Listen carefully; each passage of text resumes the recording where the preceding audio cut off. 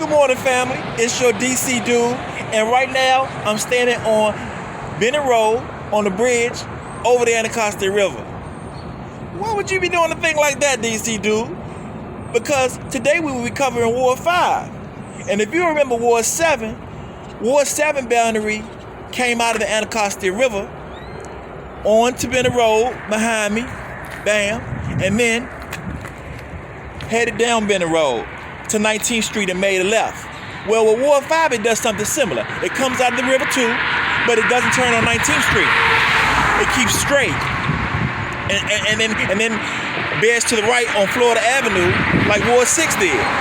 So everything that you see to my right is Ward 5. So you got Langston Golf Course, you got a spin gun, everything to the right of me right now. Or behind me over here is Ward 5. And over here was Ward 7. Right? Ward 7 because, like I said, Ward 7 went down and turned on 19th Street. So all that behind me. Which reminds me, I'm bound to forget something. Things I forgot last on Ward 7's video was to mention the Kingman Island, which is pretty special. You know, we have an island. For a long time, I didn't even know we had an island. You know, but you get to it from the RFK Stadium parking lot over here. You cross a little bridge, and bam, you're in Kingman Island. I neglected to mention in Ward 6 that there are 10 metro stations. 10! I think it was so far it's been 4 at the most in Ward 7. You even said yourself that he neglected to mention this in Ward. He neglected to mention that. Well, that's why I would love for you to leave a comment. I'll check the comments out before I do the next ward. The next ward is going to be Ward 4. And you can leave a comment on what area you want to see. But as always, we're going to start with the boundaries. We have to define Ward 5 before we can tell you what's in it. So we're going to start with the boundaries and move forward. You're asking yourself, why do you care about the wards, DC dude? Well, and I will answer, I care about all of DC. There are so many treasures, so many things to see in DC, right? So I figured that if I cover the wards, I will educate myself and others and share with others, first of all, where the wards begin and end, but more importantly, I will cover the entire city. Cold out here. I'm heading back to my car now so we can continue and take a look at the boundaries. Okay, family, we are back to the car, and it's time to get this party started. I'm so excited about it today, family, because we're going to look at Ward 5, and there's some exciting things about it. Arboretum. We're going to take a ride through the Arboretum. There are 3 universities in Ward 5. I think there's, let me see, Gallaudet, Catholic, Trinity, and it might be another one that I can't think about right now, family. But Ward 5 is pretty comprehensive. It's a pretty big ward. So buckle up your seatbelts and let's just go ahead and do this, family.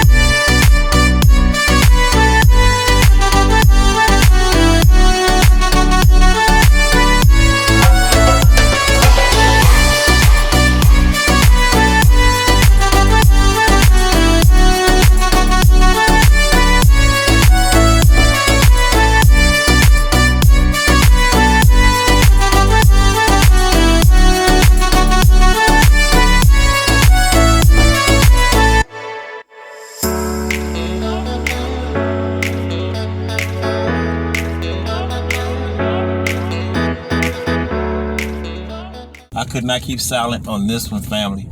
Eastern Avenue just doesn't know how to stay straight. Jeez.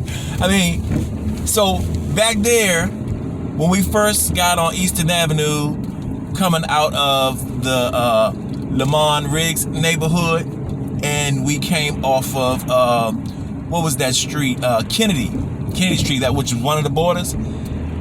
We got on Eastern, but then Eastern came to a dead end, and then I had to get back on Sergeant Road to get on Gallatin, and then Gallatin turned into Eastern Avenue, and then we had to do that tricky thing back there, approaching Fort Lincoln, and which is pretty much going to be the end of our end of the border for Ward 5. Eastern Avenue drops off and picks up several times. I just had to make a little note of that about Eastern Avenue. On the map, the border doesn't have any problem with being in the water.